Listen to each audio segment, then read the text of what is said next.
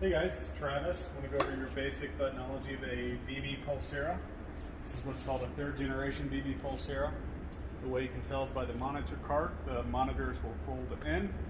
We're going to go over the basic do's and don'ts and how to turn on and turn off your system.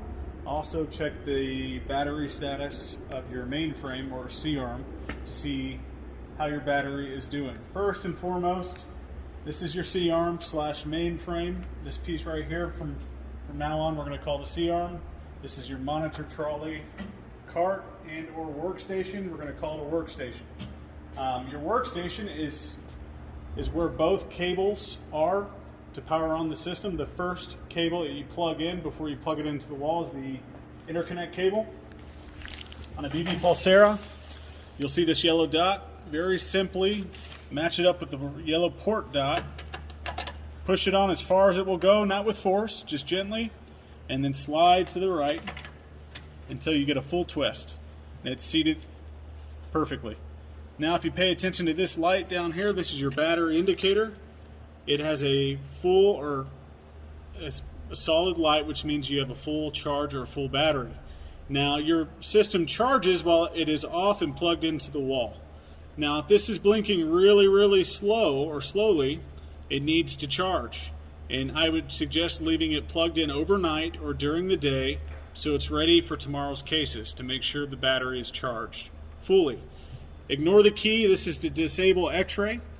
If it ever says X-ray is disabled, it is because it is in this position, and you need to simply just switch it to the lateral position. This is your foot switch plug. Your foot switch is also found your mount right here. I'll go ahead and take that off for today's training video. We'll go ahead and slide that right here. Okay, so now that your interconnect cable is plugged in, you then take your other cable and you plug it into the wall. And for you to check the battery status, it has to be plugged into the wall, and for your system to be charging, it needs to be plugged into the wall as well. Now this is ready to turn on or to boot. Always turn on the system from the workstation. You can turn the mainframe or C-arm on and off over here, but you don't want to do it just because it does cause more issues than is worthwhile. So just for safety and less maintenance calls, we're going to always turn it on from the workstation. You have two buttons, circle in and circle out. Circle in is on. Circle out is off, or blue and gray. Blue is on, gray is off. So go ahead and turn it on. Your C-arm over here will always turn on last. It takes a long time for this to fully boot, so it's important not to be touching buttons or touching any buttons on either piece until the system is fully booted. And the way you know the system is fully booted is this little screen on the C-arm will have a progress bar. When it is fully filled up, it will go to your examination screen and it will say exam type. That's how you know you're fully booted. The other way you know you're fully booted is to watch the workstation. The workstation always boots faster than the C-arm. As you can see, you have the software revision, after which will be followed by the patient registration screen. Now, if you look closely, it says mobile viewing station is in standalone mode. This message will not go away until the C-arm is fully booted. So that's the other way to tell that you're fully booted, is to wait for this message to go away. Now it's gone, which means we need to walk over just to double check on the C-arm screen. So you are fully booted. This is what a fully booted C-arm screen looks like. We'll go over the exam types here in a second. Also, for your information, if there's ever an issue with the system, most of your error codes are going to appear here. In the event of an error code, make note, not only make note of the number of the error code, but hit this button right here, information, just because more often than not, there's usually one or two, sometimes three error codes that won't show unless you hit the information button. So just take a photo of the error codes if you ever have them. And then text myself or a member of our staff right away. Okay, focusing on the workstation, you have what's called the touchscreen acquisition monitor. It makes it very easy to register a patient. So also, we're going to go straight to setup. Well, our touchscreen is not working, but yours is a touchscreen. So go ahead and come over here. If you come to setup, you'll see this is where you add your physicians, and if you ever want to set up DICOM, or enable service, this is where it's done as well, under setup. Okay, let's go to usage. So under scheduling, this is where you schedule your patients and you start your examinations. It's important to always schedule your patient or to register them before you start taking images so you can save those images to your patient. You simply click add, put in the patient's information, select the physician, the exam type, and then hit OK. And then all images will be saved or associated with that patient. So once you're ready to start the examination, you simply hit start examination. And now you would have your patient information here, and then all images would be saved to that patient until you registered a new patient. Now to get back to that screen, go ahead and show me down here real quick. What you want to do is hit this little patient person button. That takes you back to the main menu to be able to register another patient and or to review. At the end of the day, when you're going to be saving your images to a USB thumb drive, you're going to go to the review section. And then under review, you would select the patient and then you would hit show examination.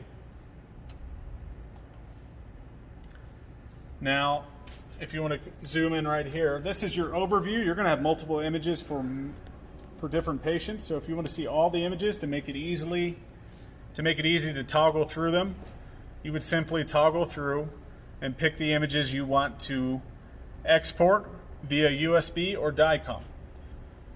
So let's go back and let's go ahead and register a patient and start the X-ray demonstration.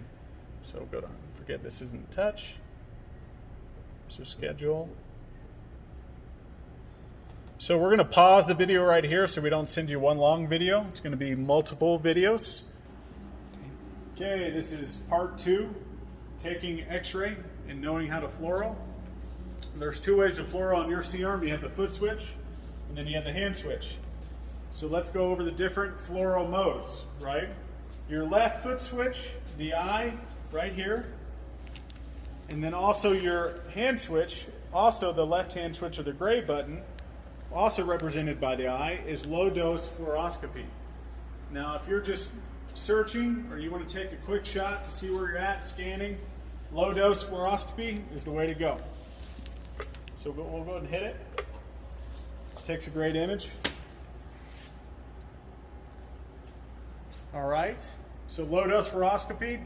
It is important to know your low dose fluoro does not save the image.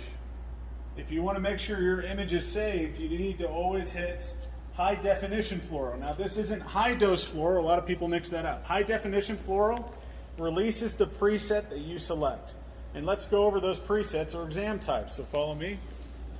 Your exam type is selected here at the beginning of the day or beginning of the case. If you want to switch your exam type, you simply hit exam type in previous or next to toggle through the different applications that you have on your C-arm. Now, abdominal and HQ orthopedics, head and spine are the most popular packages because they have the most optimal presets for those areas of the body. It doesn't mean you're releasing large amounts of radiation. It just means that these presets are pre-programmed for the most optimal imaging settings.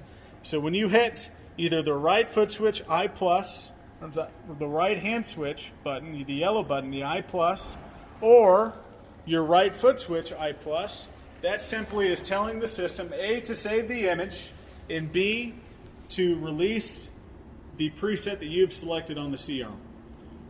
Okay, so now you know how to image or the different fluoro modes. Oh, sorry, let's go over the different fluoro modes real quick. To switch between fluoro modes is done here at the very bottom. X-ray mode. You can go continuous, you can knock down your radiation on on high definition, if you want, on the right foot switch, you can get it all the way down to a quarter dose if you want to. If you just want to select thorax, head, spine, HQ orthopedics, and operate it out of quarter dose for the rest of the day, you can hit that right foot switch or that right hand switch, and it's only going to release a quarter of the normal dose for that preset. That's your dosage. That's also your x-ray mode. Fluoro technique is also found here, but you're going to stick in fluoroscopy. Okay, so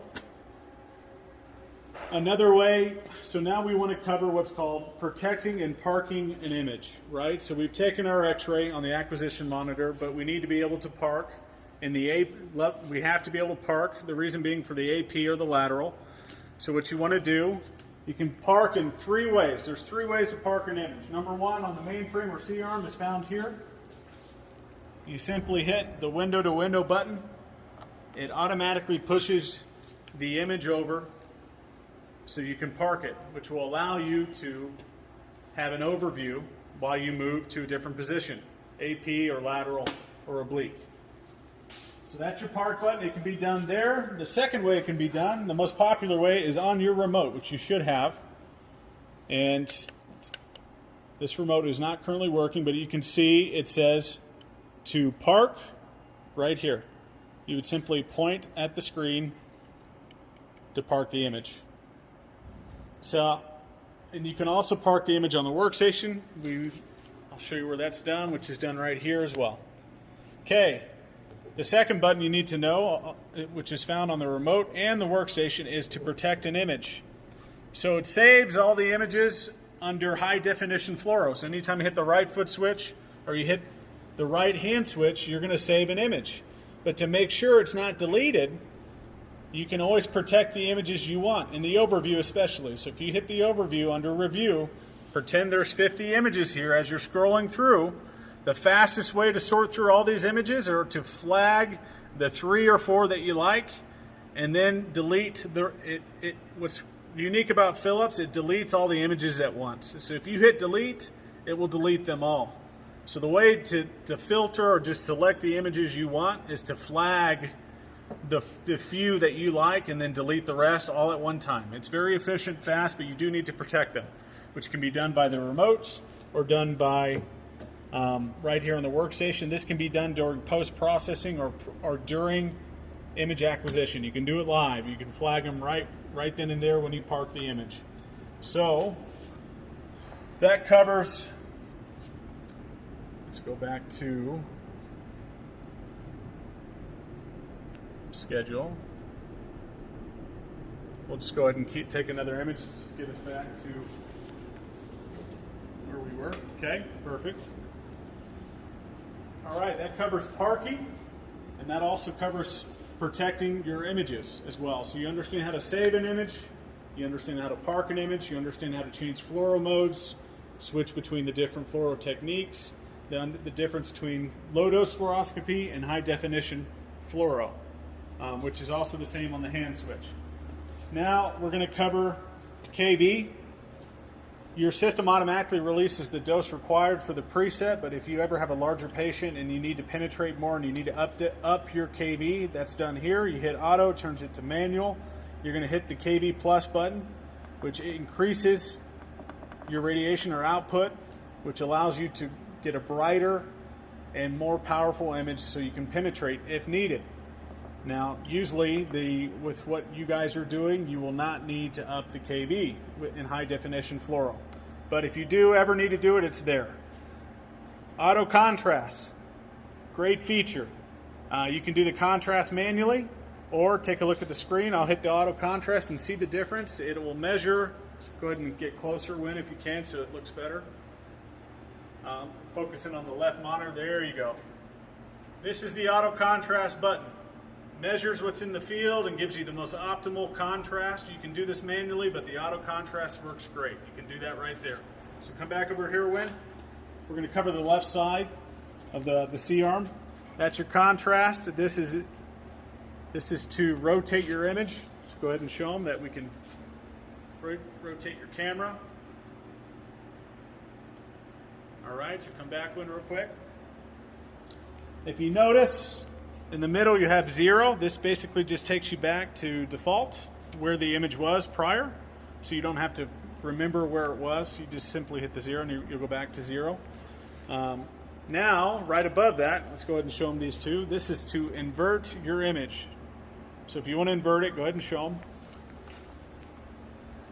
You can invert or flip the image at any point, right here. That's done there. Okay? Come back over here. We've already gone over the parking your image over here. This is to print. This is your on-off button, which we will not touch. It's your information button. We've already covered that for error codes. After 5 minutes of fluoro, you will get alarms, and you do have a light at the top of the workstation that does, during high definition fluoro, light up. If the alarm or the high definition light do bother you at any point, you can mute them here. Let me show you. Either here with the bell or here with the light. You simply just hit the either or, and you're good to go.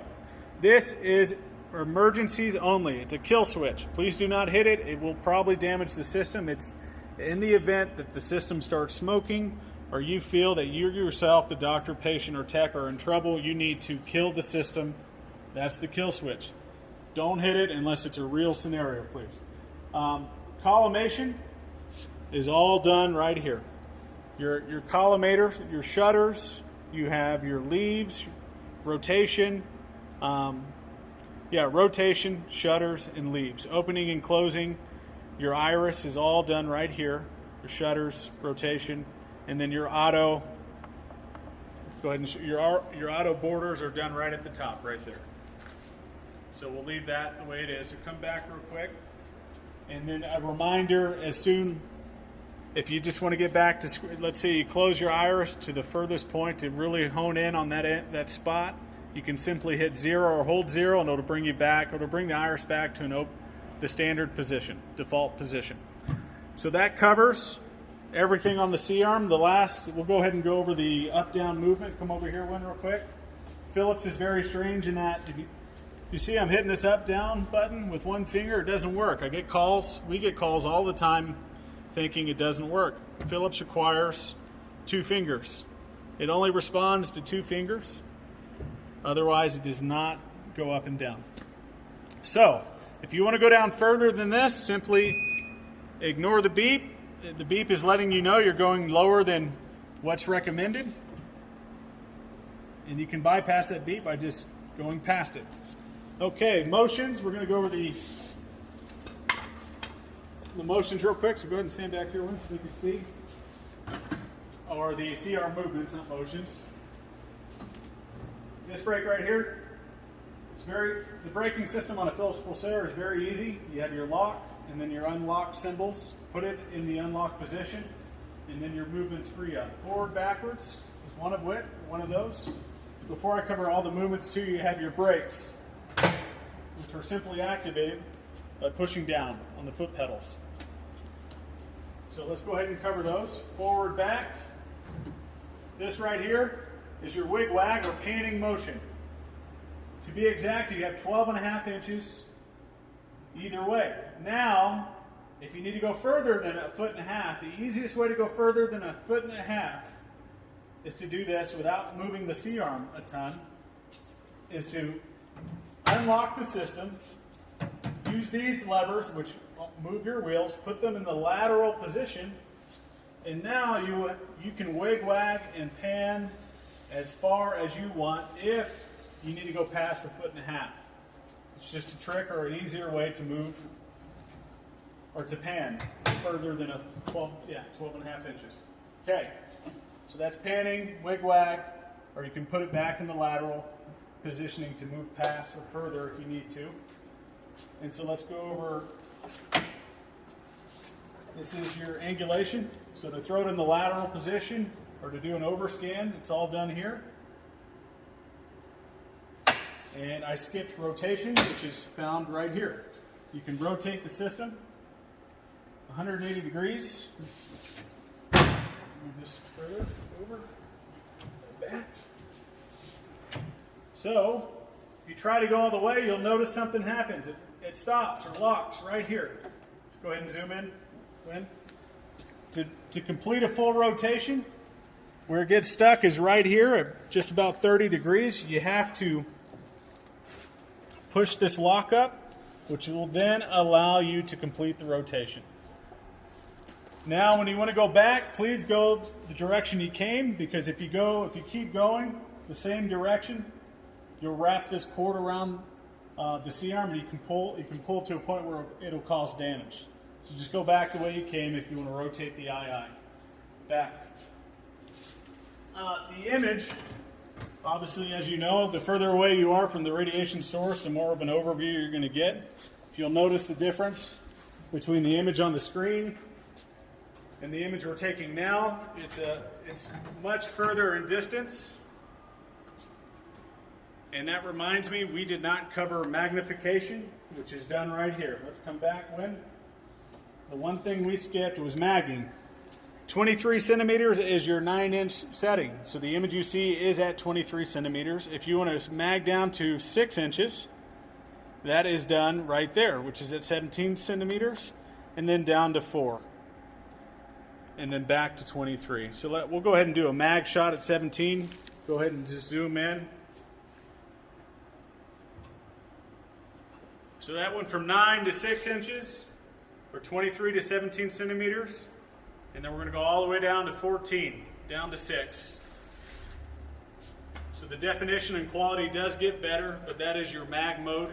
Once you're in the mag mode, you have to mag out for it to reset or go back to 23 inches or 9 inches.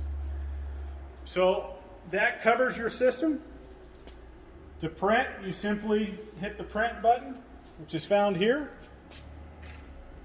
And then you have a lot of post-processing options, measuring, and doing other neat features which are found in the user manual, which we'll send over if you haven't received it already. And then at any point, if you need help navigating through the system, hit the information button, and you have a built-in user manual, which is great. You can also enable pop-up hints.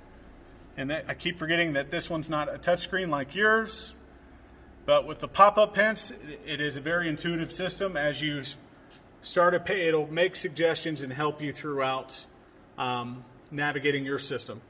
So we're going to turn it off, circle out. It's important to make sure the system is fully turned off. Some of these take longer to turn off. It will say system over here. System is shutting down. It is important not to unplug it from the wall until the system is fully shut down. But now, at the end of the day, the first thing I look at is where my battery is. If I know it has a full light, I know I'm good for my cases tomorrow, and I do not need to leave it plugged into the wall to charge. The reason I don't want to leave it plugged in to the wall to charge is because in the event of an electrical surge, it can cause damage to the battery, charger, or system. So knowing that I have a full charge, I'm going to go ahead and unplug it from the wall. You will hear a click in the power or the workstation, which lets you know you do not have power or electricity going to the system. But if it is blinking slowly, remember, if it has a slow blinking light, it needs to be charged and all the way up to a solid light like that, which means you have a 100% full charge. The faster it blinks, the closer it is to a full charge.